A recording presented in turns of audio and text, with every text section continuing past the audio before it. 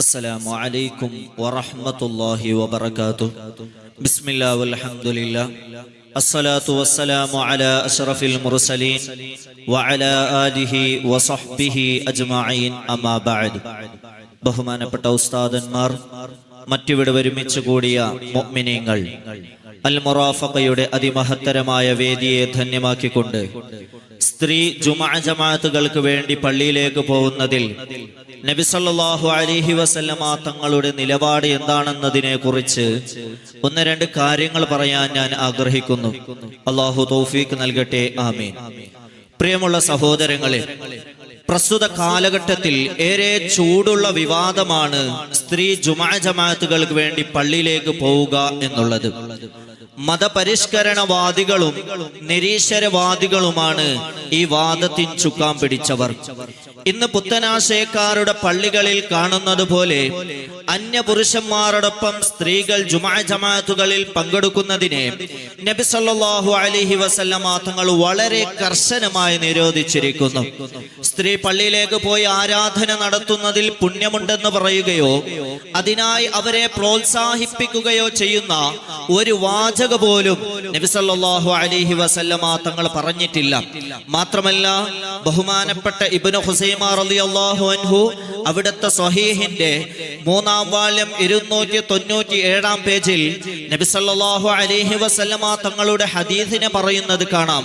അൽ മർഅതു ഔറത്തുൻ ഫഇദാ ഖറജത് ഇസ്തശ്റഫഹ അശ്ശൈത്താൻ വഅഖറബു മാ തകൂന ഇലാ വജ്ഹി റബ്ബിഹാ വഹിയ ഫീ ഖഅരി ബൈതിഹാ.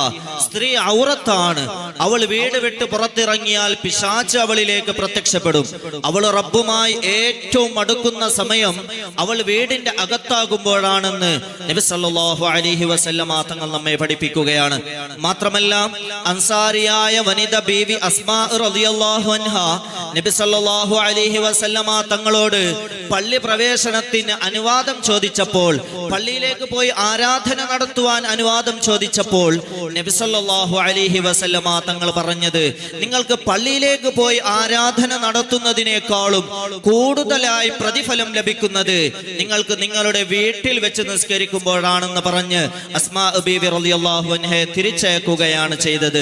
ആ ഉപദേശം സന്തോഷത്തോടെ ഉൾക്കൊണ്ട് തക്ബീറുകൾ ചൊല്ലിക്കൊണ്ട് മടങ്ങിയതായി താരീഖ് ഇബ്നു അസാക്കിറിന്റെ 2-ാം വാള്യം 373-ാം പേജിൽ നമുക്ക് വളരെ വ്യക്തമായി കാണാൻ സാധിക്കുന്നതാണ്. ഇങ്ങനെ തുടങ്ങി എവിടെ നോക്കിയാലും സ്ത്രീ ജുമുഅ ജമാഅത്തുകൾക്ക് വേണ്ടി പള്ളിയിലേക്ക് പോകൽ പുണ്യകർമ്മമാണെന്ന് നബി സല്ലല്ലാഹു അലൈഹി വസല്ലമ തങ്ങളുടെ ജീവിതത്തിൽ നിന്ന് നമുക്ക് കാണാൻ സാധ്യമേ അല്ല.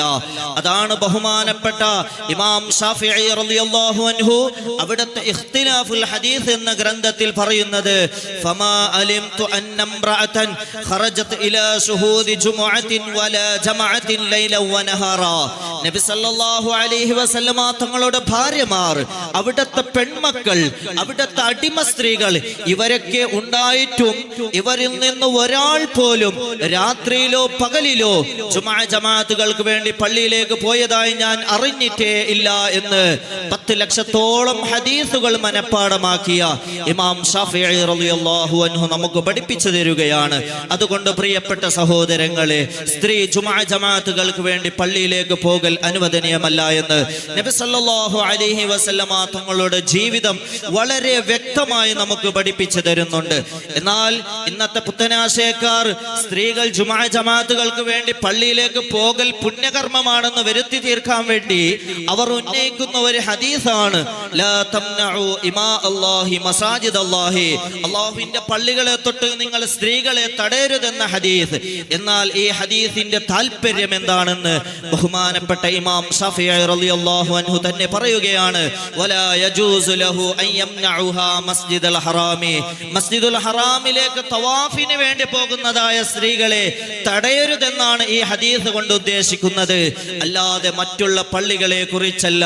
മാത്രമല്ല, ഈ ഹദീസിനെ തുടർന്ന് നബി സല്ലല്ലാഹു അലൈഹി വസല്ലമ തങ്ങൾ തന്നെ പറയുകയാണ്, വബുയൂതുഹുന്ന ഖൈറുൽ ലഹുന്ന. സ്ത്രീകൾക്ക് അവരുടെ വീടാണ് ഏറ്റവും ഉത്തമം.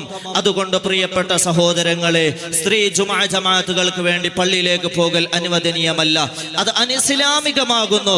അത്തരത്തിലുള്ളതായ കാര്യങ്ങൾ നബി സല്ലല്ലാഹു അലൈഹി വസല്ലമ തങ്ങൾ അവിടുത്തെ ജീവിതത്തിൽ നമുക്ക് വളരെ വ്യക്തമായി പഠിപ്പിച്ചു തന്നിട്ടുണ്ട്. അതിനെല്ലാം അതേ പ്രകാരം സ്വീകരിച്ച് ഉൾക്കൊള്ളാൻ അള്ളാഹു നമുക്ക് തൗഫീഖ് നൽകട്ടെ എന്ന് മാത്രം ഈ സമയത്ത് ദുആ ചെയ്തുകൊണ്ട് എന്റെ വാക്കുകളെ വിടവാങ്ങുന്നു. വആഖിറു ദഅവാനാ അനിൽ ഹംദുലില്ലാഹി റബ്ബിൽ ആലമീൻ. അസ്സലാമു അലൈക്കും വറഹ്മത്തുള്ളാഹി.